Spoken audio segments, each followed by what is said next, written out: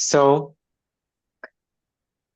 yeah, so I've been making myself a little better at using more of my brain cells by reading more about by reading more about cognitive science, neuroscience a little bit, and it's been really interesting to somehow revisit this very intellectual, cognitive, conceptual way of understanding how experience forms and somehow matching it to my meditation experiences, which I've really been prioritizing this experiential learning through experience, through the meditations, through practice.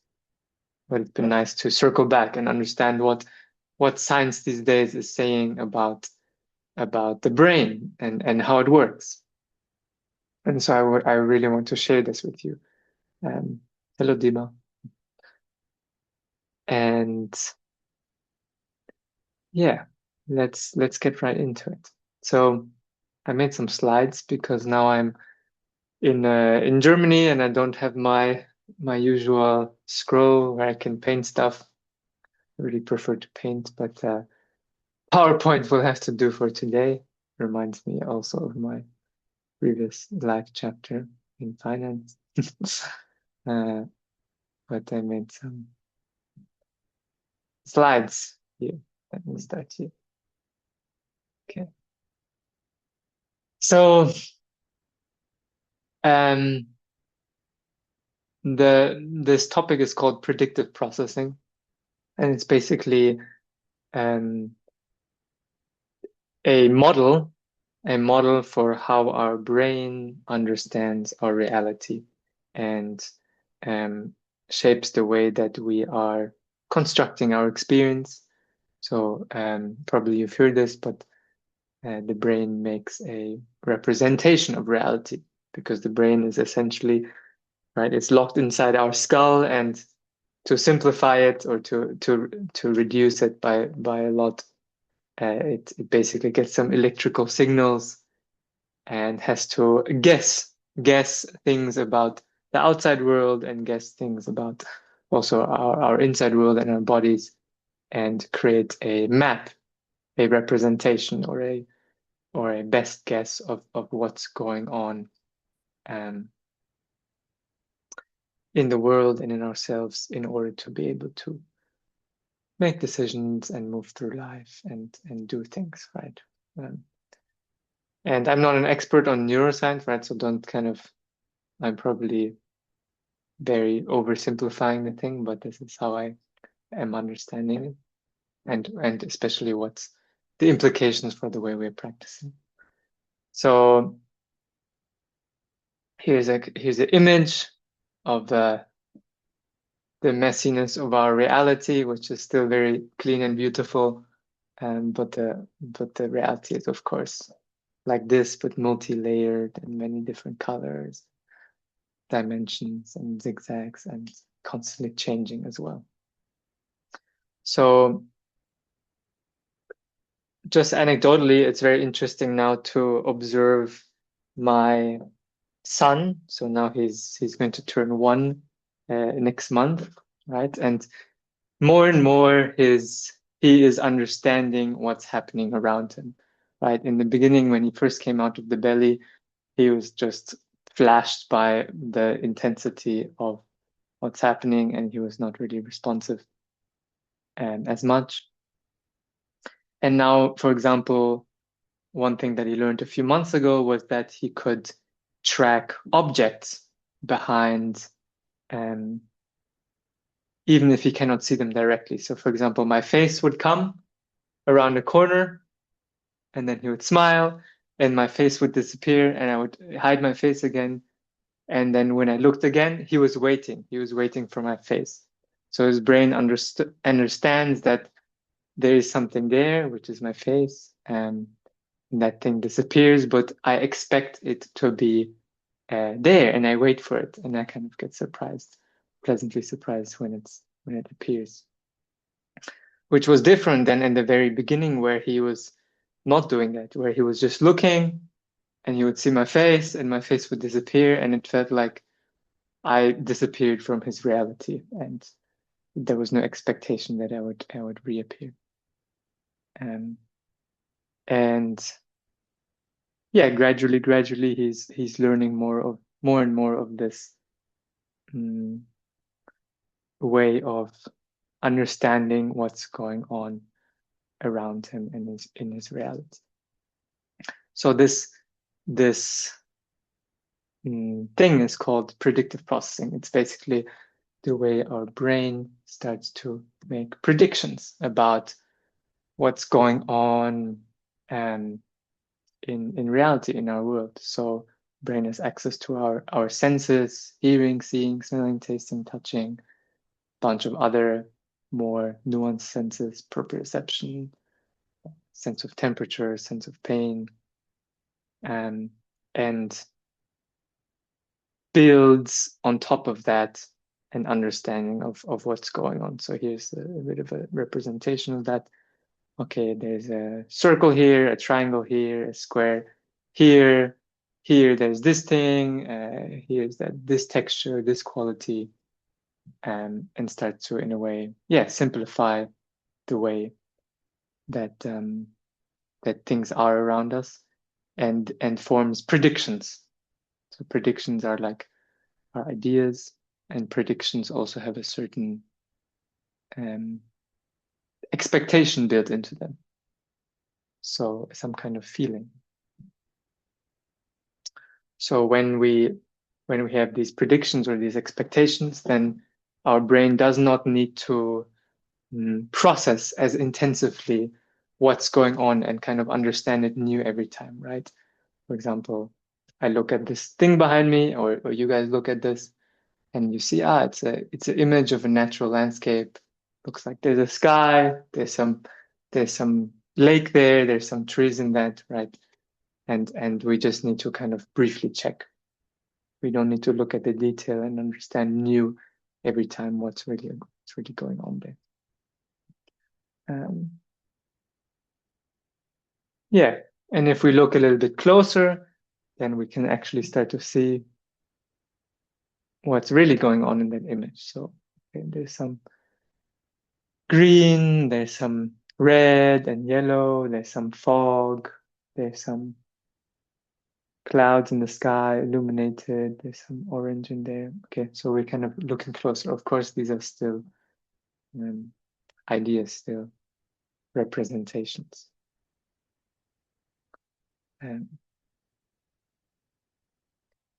Yeah, so there's a bit of a spectrum here from, and part of what Vipassana meditation is trying to do is get us to shift the spectrum from living more in our predictions or meditating more on our predictions, which can be represented in images or words or feelings, and prioritizing more the actual sensate experience of what's happening. For example, meditating on the breath. I know what my breath is. I don't need to really look at it. I know I'm breathing. That's a prediction, but we're instructed to pay more close attention, more detail. What's really going on there? I feel this inhale, feel this exhale, feel this tingle, feel this pressure, feel this vibrating. The actual experience of the breath is much richer than that.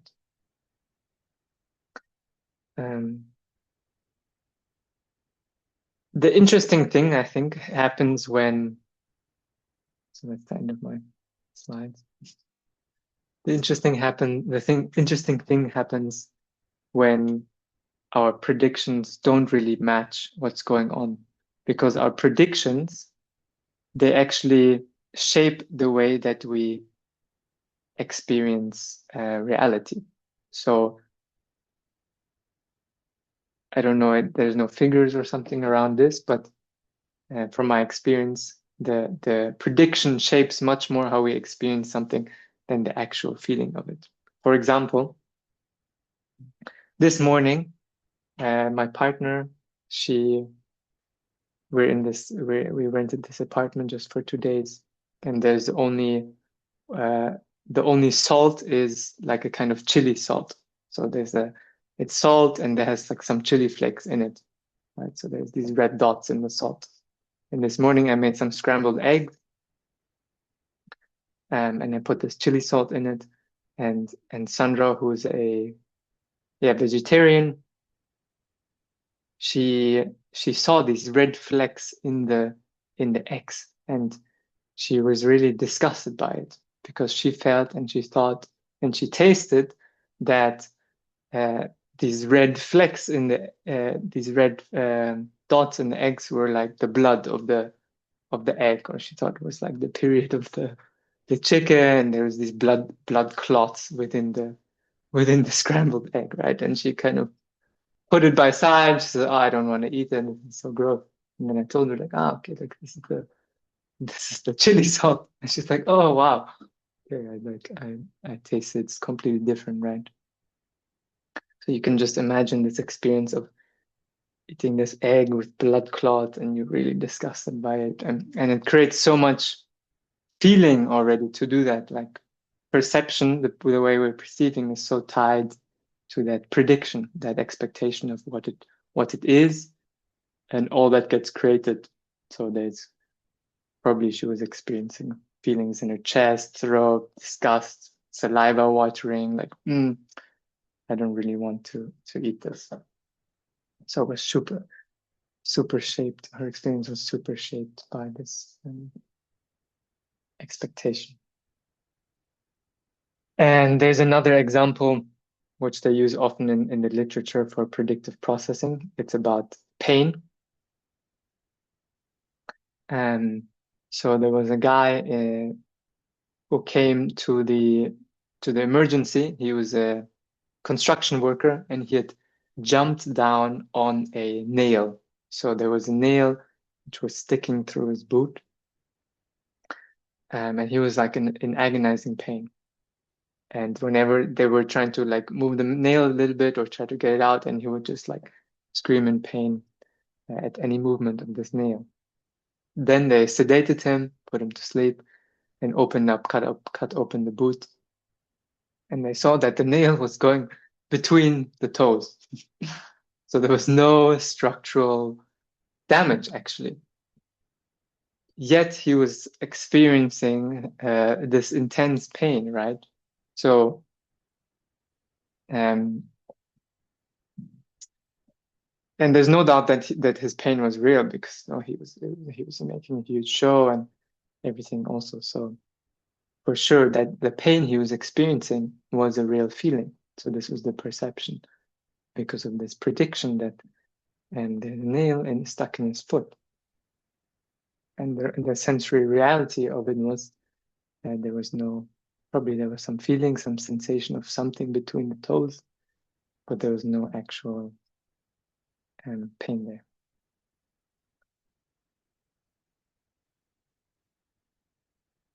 Yeah, another example to make it even clearer, and also an example where it's kind of it's like the opposite example where it doesn't make sense. So today we went for a walk in the forest, and there was some sheep, and there was a fence around the sheep. And then I went up to the fence and I grabbed the fence, and I got electrocuted. It was a very strong electric shock, one of the strongest I think that I ever experienced from such a fence. Really, my whole body like contracted, and I yelled. And I had the baby also in the sling, and the baby yelled. I don't think he was shocked, because I think it went more through my body. But it was a very jolting experience, and had zero expectation of it, right? I just thought it was a normal fence. But then reflecting on this topic, and then the feeling was so different toward the fence, right? Like I didn't even want to go close anymore to this electric fence. Like I would literally feel that contraction in my body, and it would be extremely difficult to try and touch it. And no, like you already feel the pain. And so there's also predictive processing at work.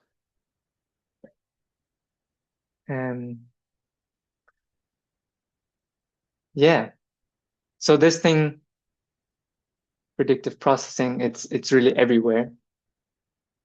It's even like when you tickle yourself, we can't tickle ourselves, right? Because our brain actually predicts the feeling of what it will feel like to touch ourselves in that way, and then it's not a surprise anymore. I can't tickle myself. Whereas if someone else does the exact same thing to you, you'll start to feel tickled and start laughing because the brain didn't calculate that in advance. Like, I know what that's going to feel like.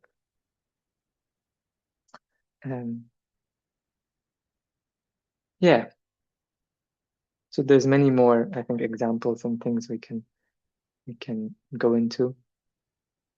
But for today, I would just like to meditate with this idea of starting to shift our experience more and more towards the actual sensate reality. From images, words, and feelings to the kind of unknowable, continuously changing sensory landscape. This is in all senses, right? This is in the hearing, this is in the vision, this is in the body sensations. For simplicity, because we just have kind of 40 minutes to meditate, we will just work with body sensations. Importantly, we're not trying to get rid of our predictions, right? We need predictions to live, to function. So we're not trying to like dissolve everything and just live in that dissolved state. We want to be able to use predictions, use ideas. I don't even think we can stop them actually. We can relax them at times, but we want to recognize them for what they are. So they might come up when we meditate in terms of images. Now, if you feel your foot, you might see a brief image of your foot flashing. And that's actually like a prediction, a model, a perception of what your foot looks like and might feel like. And then we want to direct more the attention to the actual sensory experience of the foot. It might be words that arise, so it might be some kind of commentary in your mind about the foot or about something else that's happening. And again, we want to just recognize that as abstractions, as predictions, and come back to the actual moment by moment experience. It also might be particular feelings or emotions that come up. For example, if it's a body part which is not so neutral, if it's an emotion, for example, in the throat or chest, you might have a particular idea about that emotion, whether it's a good thing or a bad thing. And that can actually create and generate more feelings, other feelings. We just want to keep staying at contact with the bodily experience. If you can recognize whether it's an image, word, or feeling, that's great. But if you don't need to, you can just recognize it as not sensation and keep coming back to the actual sensation. Yeah. Equanimity plays a big role as well, because equanimity helps us to contact more directly what's actually happening there. If there's not equanimity, if there's some kind of grasping, some kind of wanting something or not wanting something, usually there's also a strong prediction present, and then remember, it's always checked, like the prediction is confirmed or not confirmed with sensory experience. And if there's no equanimity, that difference can be strong between what we expect to have there or not expect, what we expect to have there and what's actually there. So equanimity is important for shifting into more sensory mode. Yes. Okay. Is there any questions about that? Or does maybe someone is a neuroscientist or knows something about this that I missed or that I got wrong? Very welcome to share.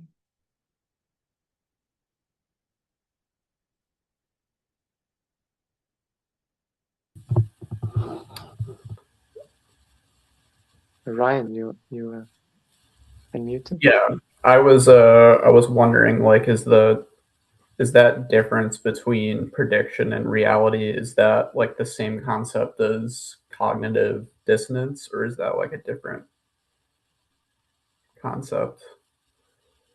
Um, I have nothing now under cognitive dissonance as a what do you mean by cognitive dissonance as you ask like So I guess the way that I think about that is like that's a source of discomfort for people. Like I guess when they have certain beliefs and then they see like reality not matching their beliefs, it creates like a lot of like tension. yeah, Um, yeah, so I don't know. It seemed like maybe yeah, the same thing, but yeah, absolutely. That for sure is one manifestation of that. And a strong one, right? This is like I have a strong expectation of how things should be. And then there's this, I guess that's the word dissonant. What it means here is like there's this disconnect between what's yeah, actually happening um, and what I think should be happening. But probably what I think, what is actually happening is also mediated by thought. It's also like a prediction. Maybe I'm connecting one, maybe I'm comparing one prediction to another, and that's what's creating that. But we're trying to, for example, this moment should be really interesting and wonderful, but it's actually really boring. Right? Those are two different ideas which are dissonant, and they might create some feeling of resistance. But they're also both not really what's going on at a sensorial level. mm, Uh, and we're trying to, it's not like we're trying to be like, oh, yeah, yeah, this is not really wonderful and amazing. It's actually really boring and go there. But we're actually trying to like drop even underneath all ideas or predictions about what's happening and contact more directly um, the sensory experience. Yeah. Thank you for that. Richard, you also, you're still on mute. I muted you earlier because, yeah. It's a fascinating subject, and thanks for bringing it up and clarifying it. I've been reading recently about what they call reification. So Mm, yeah. it's kind of a fancy term, but it's all the way I understand it, it's the subject and object. It's me versus you, me versus things out there. And how reification, one of the strongest things that leads to that is predictive processing, Right. which Yes. means that I am me and solid and myself and me and my ego, whatever you are. This table is whatever that I'm sensing is solid and everything's objectified. And when in reality, it's not. It's all changing. It's probably just a bunch of electrons out there. In fact, there's a neuroscientist named Donald Hoffman. He's all over the YouTube. He says we are nothing but avatars with a headset on. Because most of the things we sense are just predictions Mm, of what is true reality. mhm, It's like watching a TV screen, which mhm, is interesting. So it got me into the whole issue of, obviously anicca and anatta and everything. All this stuff is like, oh, that's probably real. But in real life, in daily practice, I can, when you mentioned the nail in the foot, that's great because it's like when your life partner, I'll use the life partner, since I've said something to you when you get triggered, it feels like a nail in the foot. It is only your Right. prediction. They didn't mean that and whatever, but you immediately assign a lot of stuff to it, and then it's you versus them, and well, we go down the road. So Right.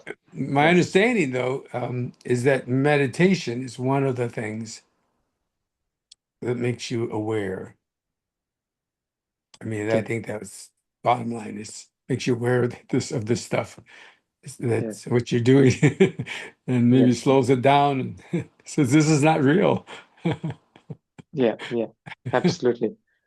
Yeah. So there was a couple of things in there. So the first one was about subject object and duality, and the second about yeah the predictions that shape our interactions, and of course we have to then use this awareness that we develop on the cushion where we have a certain kind of setting and we are working to shift more priority from predictions to sensory clarity, what's happening, at least to be able to see the predictions that are present.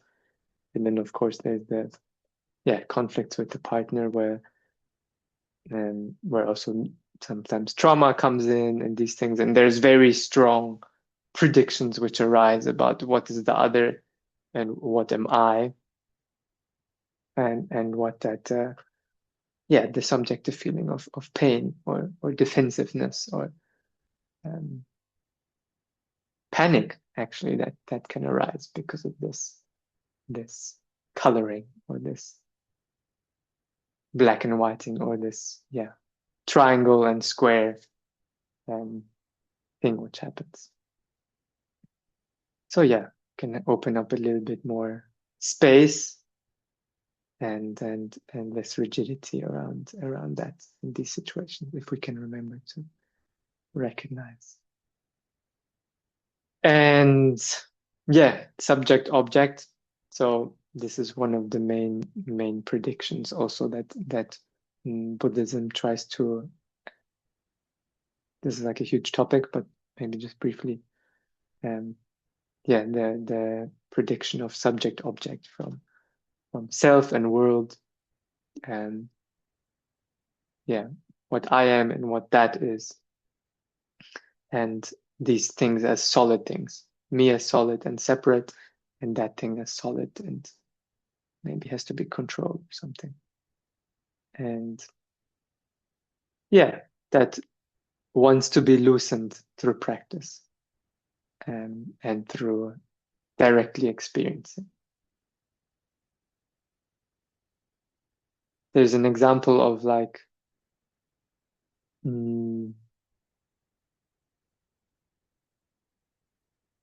today actually with the sheep.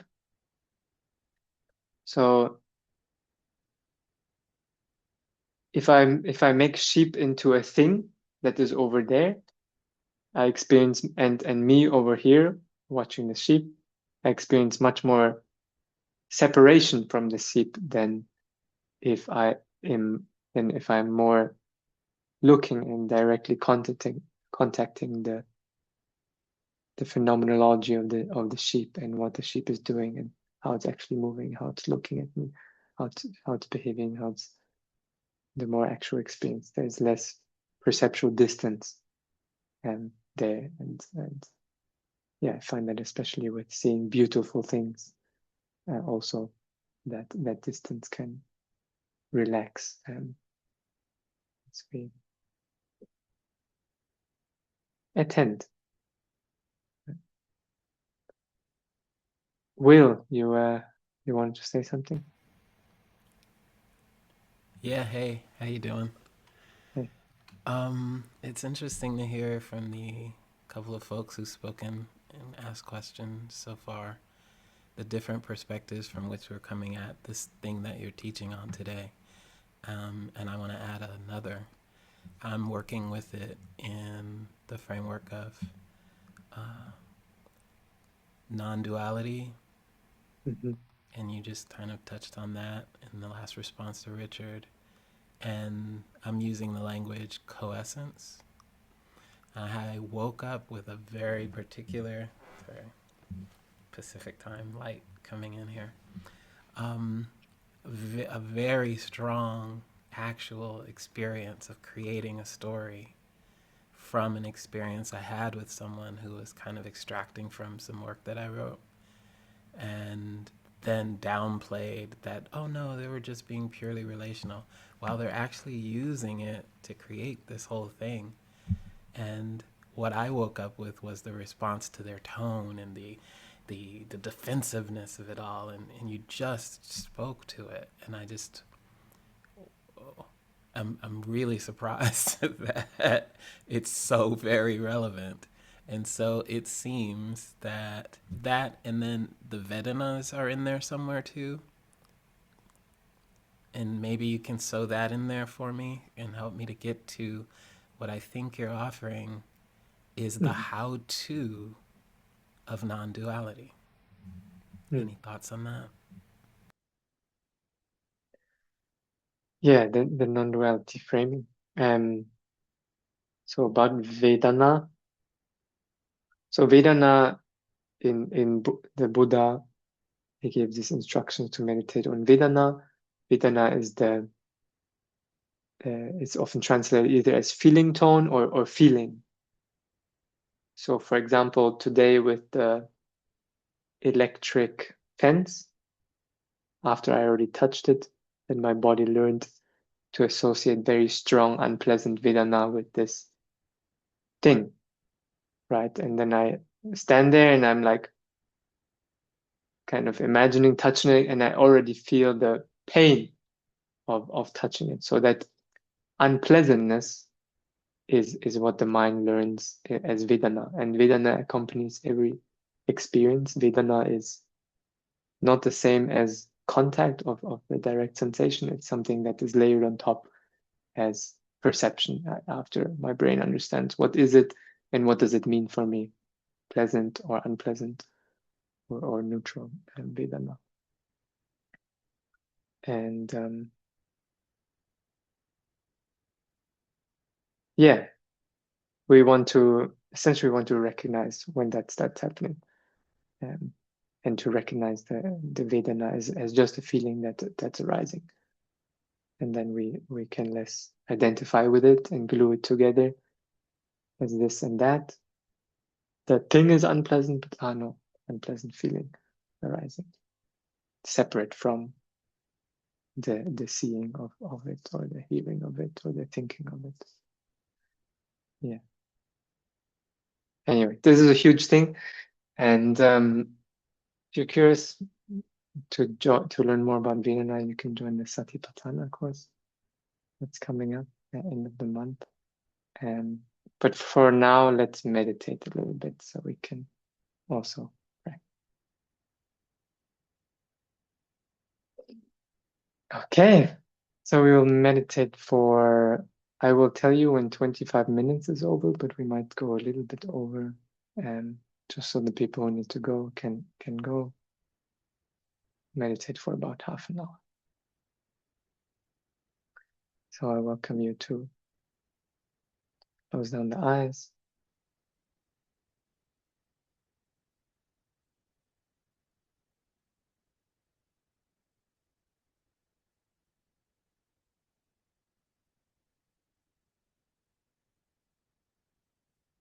Just to notice what we feel this moment is about.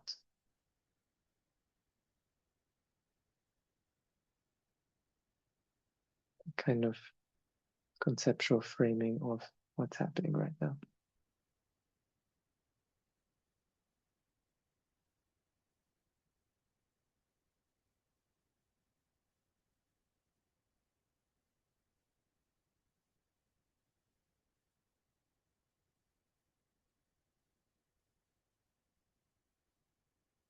And then to tune into the body.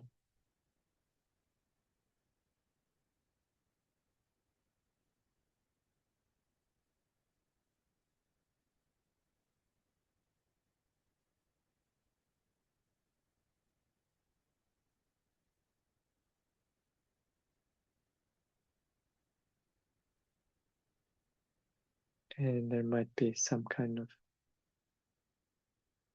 image of the body, of the position of the body, some kind of feeling of what the body is like right now. Maybe even some words or some description. And let all those be there. No need to banish them. Let all of that be there. And then kind of gently slide past that, knowing about the body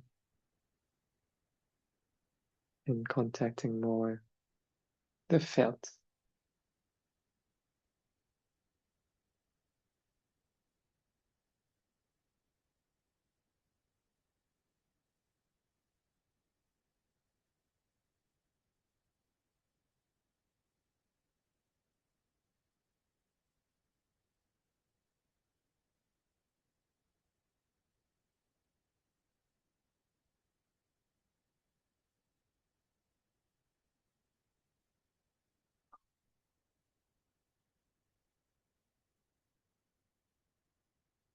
And you can kind of really move the attention.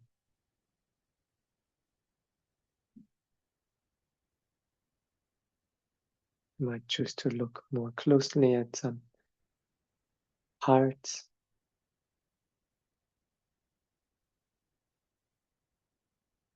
hands, arms, head, torso, pelvis, legs, feet.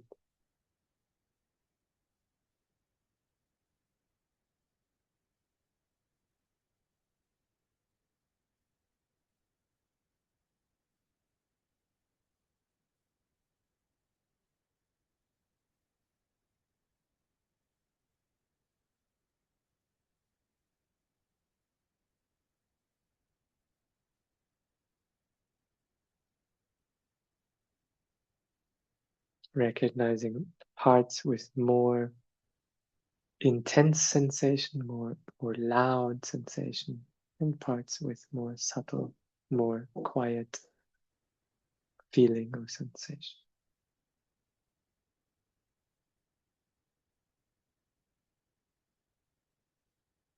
Some of those feelings in the body might really be begging you to notice them. Other ones are super subtle and quiet in the background.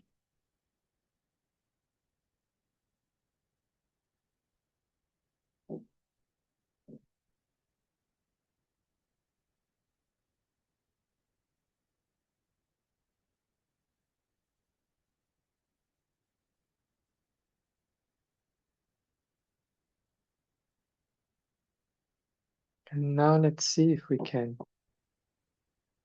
relax this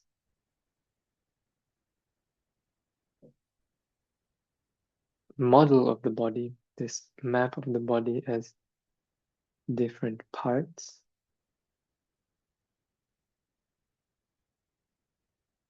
Relinquish this image of the body as different parts and drop deeper into the cloud of sensory experience, what we call the body.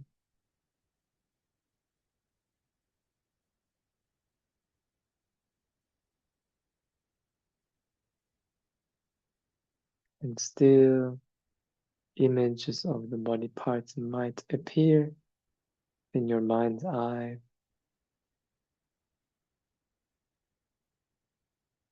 That's okay.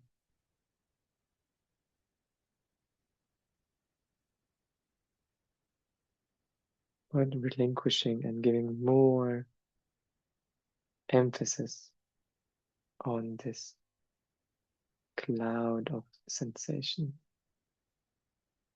that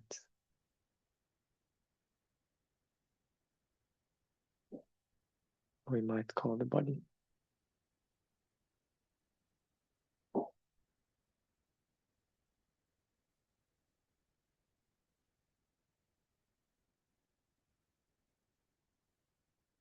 that we might call my body.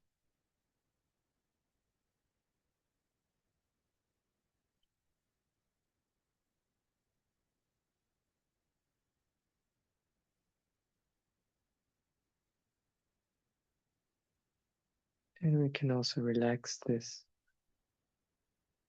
image of the body being down here below me, and just allow these sensations to appear wherever they appear, even if it doesn't seem to make sense.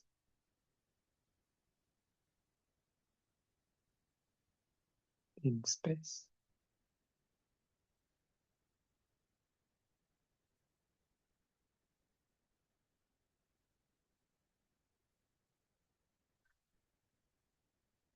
The body might feel bigger or smaller, more expansive.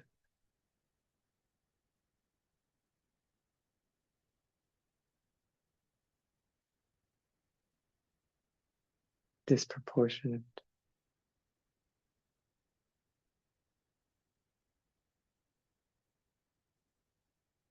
Allow that to release.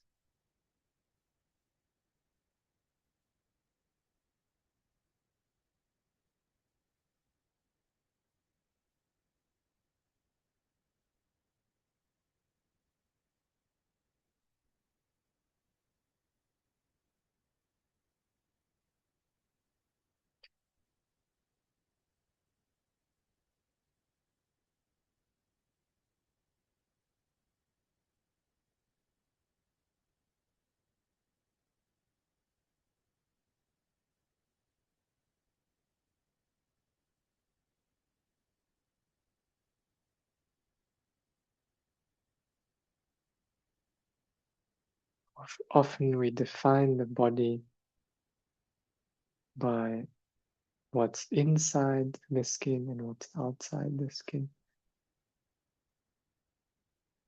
See if you can also release or relax that definition. So whatever you feel as the body,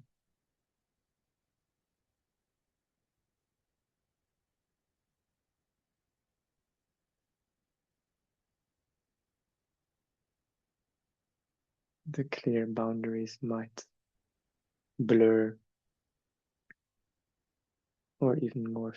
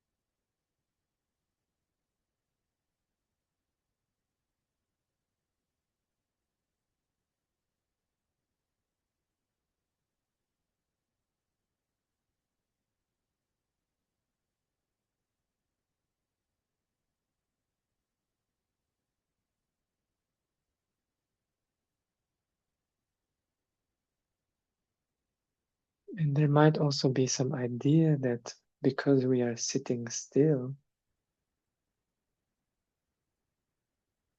that sensations somehow need to be frozen or still. What if we relax this assumption?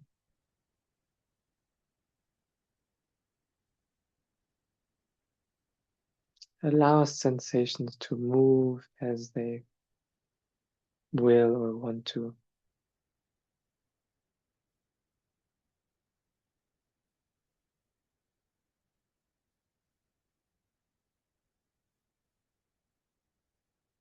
Sometimes kind of flickering, sometimes moving slowly,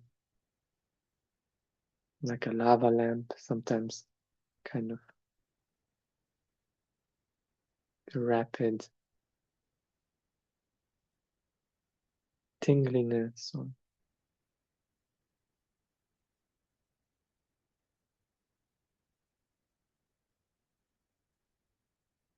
Notice any movement in the body of sensation, in the cloud of sensation. Allow any movement.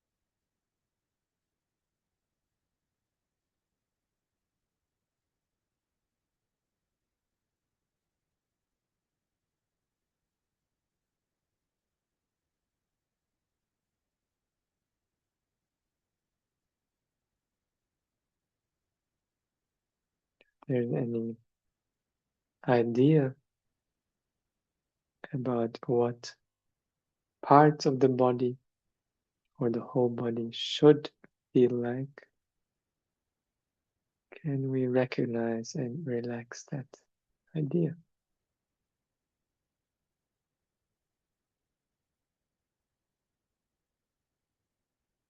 To be with no idea.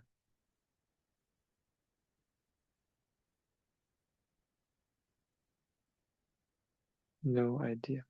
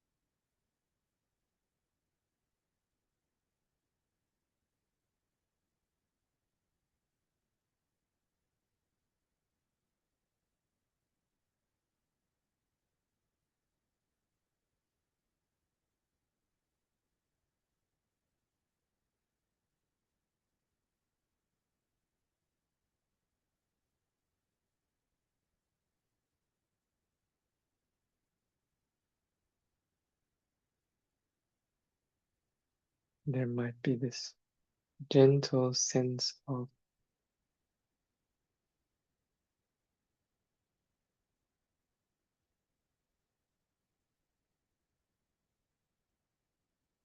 timelessness of the body.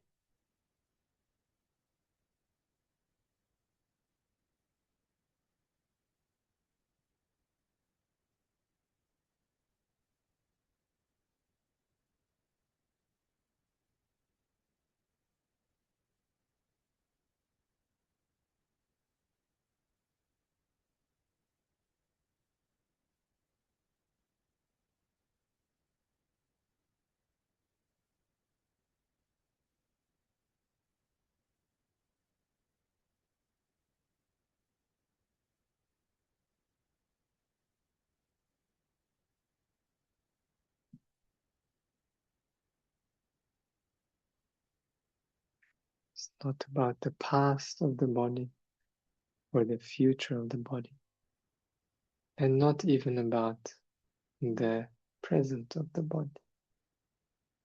Release those.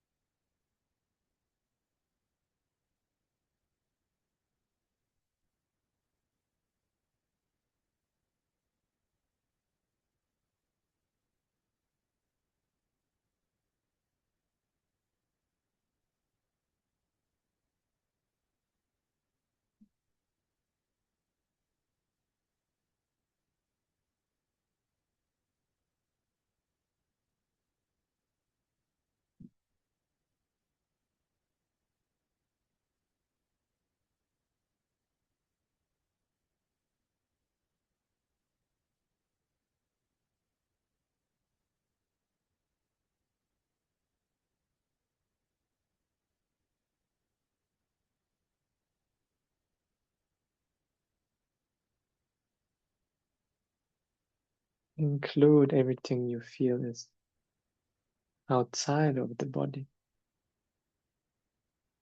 in the body.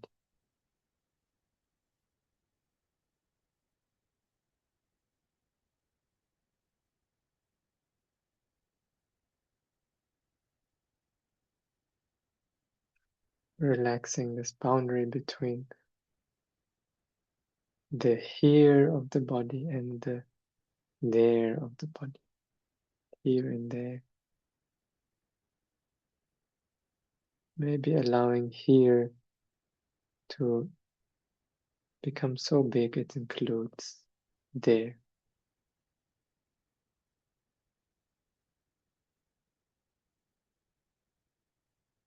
Maybe allowing the inside to become so big to include the outside.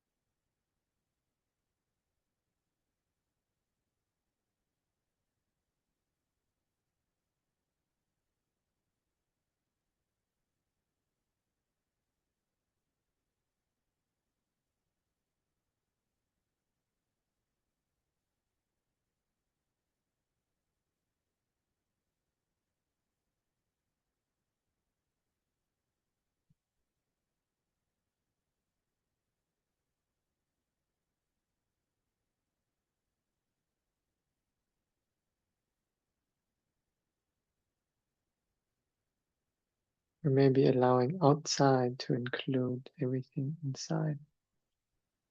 Allowing there to include everything you feel as here. So everything becomes there.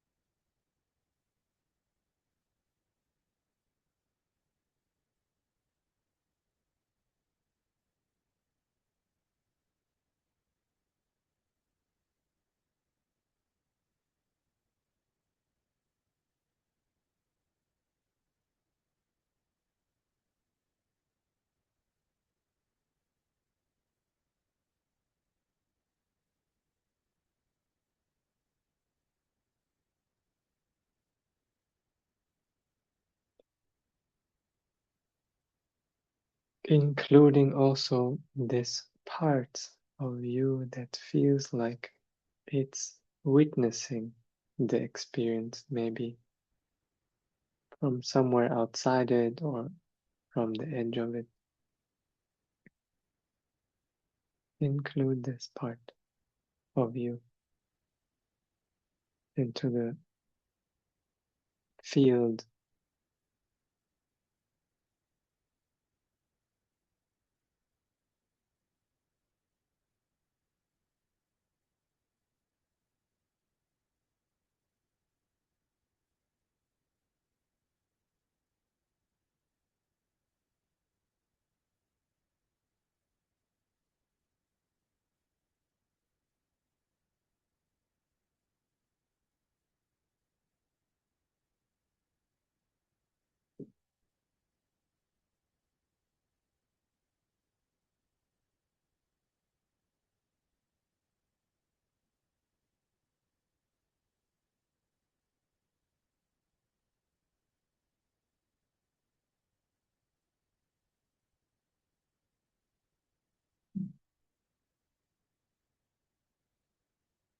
And we are still very much awake,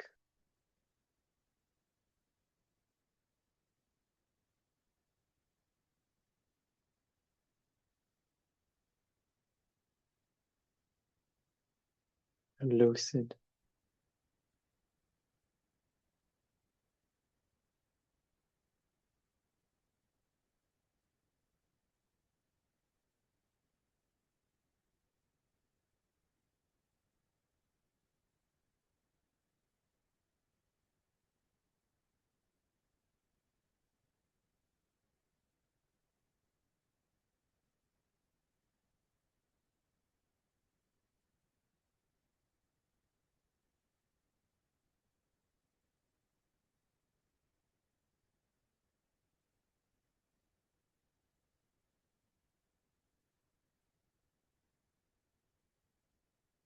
and let's gently work with some light scanning of this field of sensation. This scanning is not in the usual way that body scanning is taught, of selecting different body parts and attending to them. But see more, this scan is kind of like a wave of being more conscious of some aspect of this field of the body. And that wave goes down and includes within it whatever sensations present itself. Starting from wherever you feel is up and moving quite quickly to wherever you feel is down.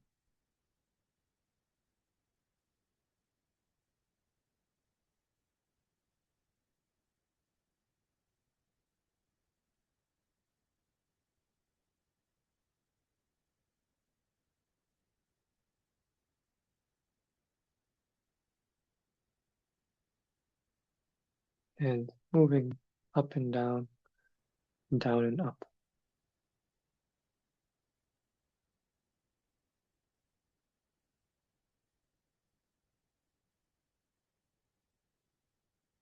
Including everything along the way.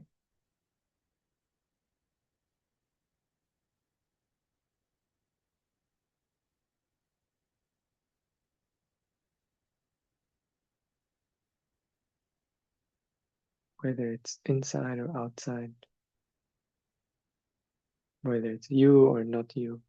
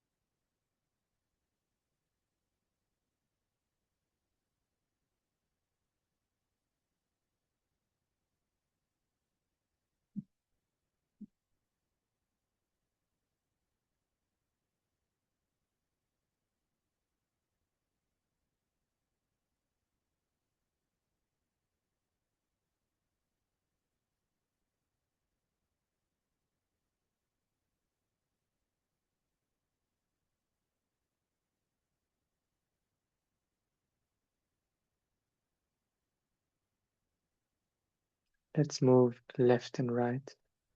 So 25 minutes are over now. Just meditate for a few more minutes.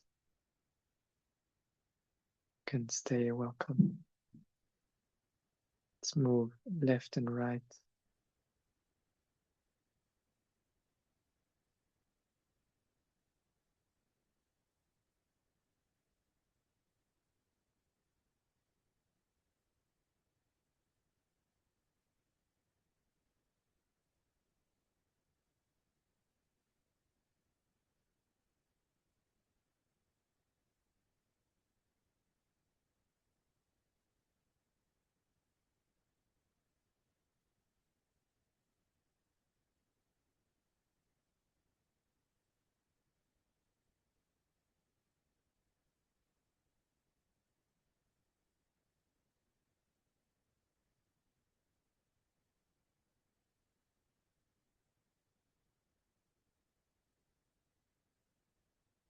and forward and backward.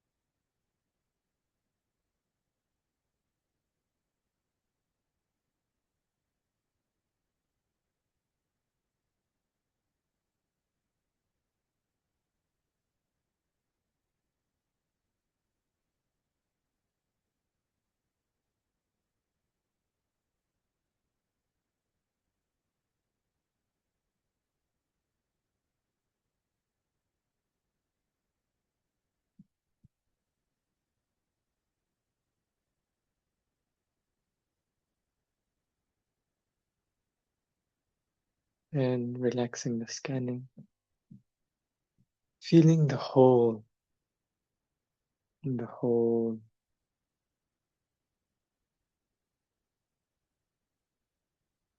field of sensation.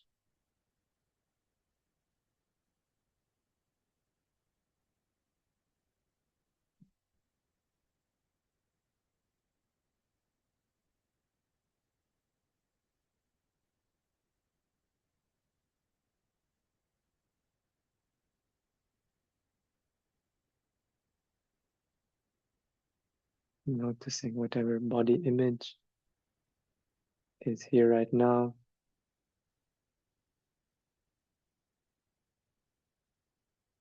However your brain is organizing these sensations, recognizing that as an image.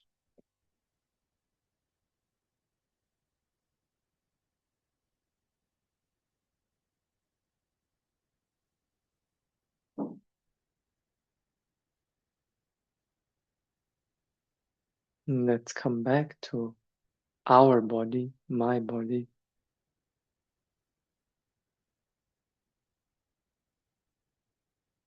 And then we can gently open the eyes to see what is again outside of the body. Looking around, the light, shadow,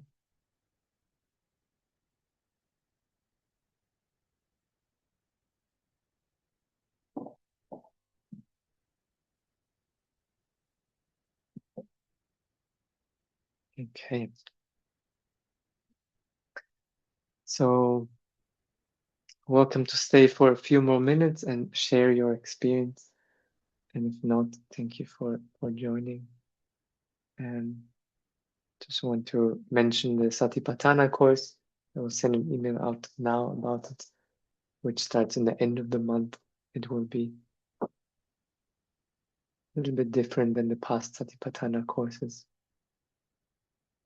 because I've learned things since the last ones, and so I want to reflect that. So it's going to be much more feedback based, with also smaller practice groups, because I feel that helps the learning, and I want to move away from this teacher student top down kind of learning thing. Yeah, there'll be an email about that. Welcome to check it out. But yeah, I'm curious to hear now in the spirit of feedback learning.